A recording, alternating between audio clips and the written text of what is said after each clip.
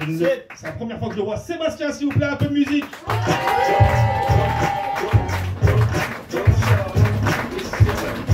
Merci. Merci, ça fait plaisir, je suis pas connu, c'est cool. Bon, moi aussi je suis papa et quand je vois Nicolas ça me fait peur, j'ai que 38 ans. Donc moi je me présente, je m'appelle Seb Thio. Alors Thio, pour ceux qui ne savent pas ce que ça veut dire petit en ch'ti. Mais en même temps, en haut comme 3 bites et genoux, si tu veux, à un moment donné, je peux pas m'appeler autrement, c'est un peu incompatible. Donc moi je vais vous parler de mon expérience de papa, mais plutôt côté naissance. Moi je suis papa solo, j'ai des enfants seuls. Elle n'est pas morte, hein, je vous rassure, ça m'arrangerait. Et du coup, moi je vais vous parler d'un truc qu'on parle jamais, c'est la couvade. Est-ce que vous savez ce que c'est la couvade? Donc Total Spice, je vais vous expliquer, on va faire un cours. Vous savez ce que c'est ou pas? Alors la couvade, c'est quand l'homme aime sa femme, jusqu'à là tout va bien, elle est enceinte, mais finalement il le veut tellement que lui aussi il prend du poids. La seule différence, c'est que quand elle accouche, elle perd 15 kilos, toi tu mets 3 ans pour les perdre. C'est la seule différence.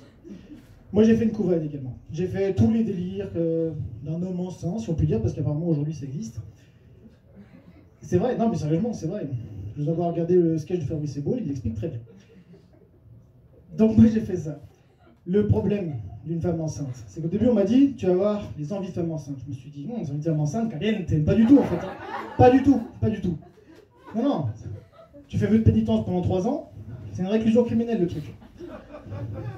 Il y en a qui rigolent là-bas, ils savent de quoi ils parlent, 8 ans, il a passé le CAF. Donc tu fais vœu de pénitence. Derrière, une femme enceinte, avoir des envies, c'est des envies de bouffe tout le temps. Tout le temps. Même la nuit. D'ailleurs, la lumière du frigo a dû être inventée pour elle. Tu descends, toi aussi, parce que finalement, tu es en train de faire une couvade. Donc, tu as envie de bouffer. Tu descends dans le salon. Dans la cuisine, tu entends du bruit. T'as peur, parce que t'es un homme viril.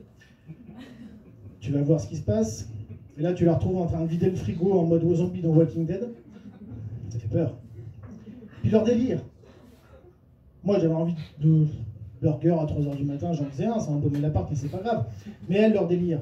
C'est les envies de fraises, c'est les envies de cornichons Nutella, une banane à la crème fraîche.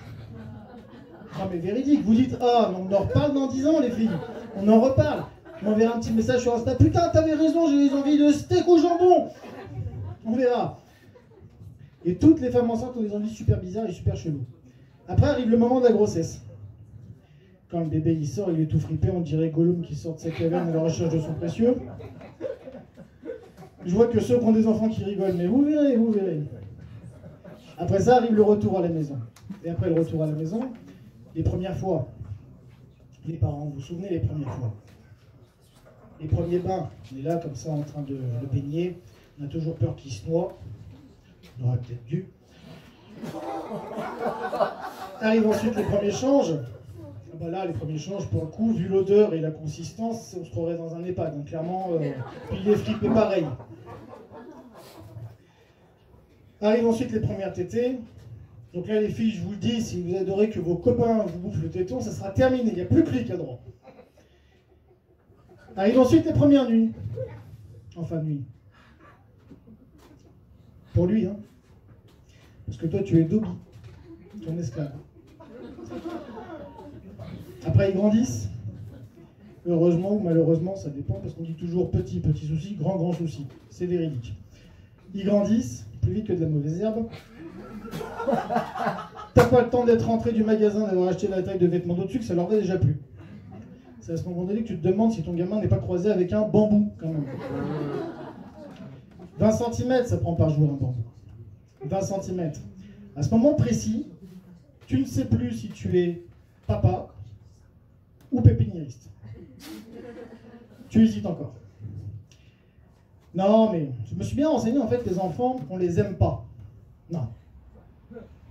Ça s'appelle le syndrome de Stockholm. Ne dites pas, oh, vous verrez quand vous aurez des enfants. Oh, vous allez dire, je veux un enfant, c'est magnifique, c'est beau. Puis au bout de 6 mois, vous allez dire, personne ne le veut, je le donne. Et avec la grossesse, vous allez souffrir toute votre vie. Quand tu vas sortir, vous allez dire, putain, il ressemble au père. Véridique. Ensuite arrive ce moment béni que tous les parents attendent, il va enfin à l'école. Il ne sera plus tout seul à le supporter désormais. Et donc le problème de l'école, vous qui êtes à l'école, vous savez de quoi je parle parce que c'est valable toute la scolarité. Quand tu fous ton gamin à l'école, en général, tu as fait un dossier d'inscription avant. Tu as donné toutes les informations. J'ai bien dit toutes les informations. Même des trucs qu'ils n'ont pas besoin. Pourquoi, dans ce cas, quand le gamin il rentre, on te demande de remplir en 15 exemplaires les choses que tu as déjà données avant? J'ai jamais compris. Jamais compris. J'ai demandé, hein, les directrices, les directeurs, les machins, même eux, ils ont dit, c'est l'éducation nationale. Bon, d'accord. Alors on le remplit. Tu es là, comme ça, en train de te prendre la tête, parce que tu te dis que tu avais fini l'école, donc toi, désormais, tu bûcheras plus sur des trucs, et là, tu te retrouves à faire ça pendant que le gamin il est en train de sucer de la craie, bouffer de la pâte à modeler, quand il n'est pas en train de vider les placards ou de descendre en roulé-boulé dans l'escalier. Oh, s'il s'est fait mal, ça sera à refaire, on en fera un autre, c'est pas grave.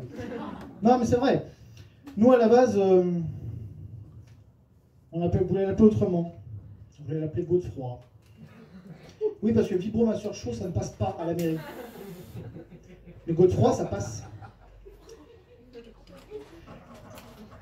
Donc ensuite, il va à l'école, comme je vous ai dit, et c'est à ce moment donné que tu te rends compte qu'il y a des choses à ne pas dire. Et notamment, à ce moment donné précis, devant l'école, avec toutes les mamans et les papas qui sont très bien habillés, et toi tu arrives en crocs et en jog, tu te rends compte qu'il ne faut jamais dire certaines choses, notamment dans la même phrase, ne jamais dire « j'aime la rentrée » et « j'aime les enfants ». Il n'y a qu'un curé qui peut se le permettre. Non, mais je connais bien, hein. C'est mon passé d'enfant de cœur. C'est bien, mon fils, pardon. C'est dégueulasse, c'est dégueulasse. Surtout quand ça sent le fromage. Finalement, je clôturerai là-dessus. Pierre Desproges disait, parler à un con, c'est comme se masturber avec une râpe au fromage. Beaucoup de souffrance, pour peu de résultats. En fait, avec les enfants, c'est pareil. Merci à vous. Et maintenant, on va recevoir notre ami, vous êtes pareil, je ne me souviens plus de son prénom. Pierre, un applaudissement pour lui, s'il vous plaît.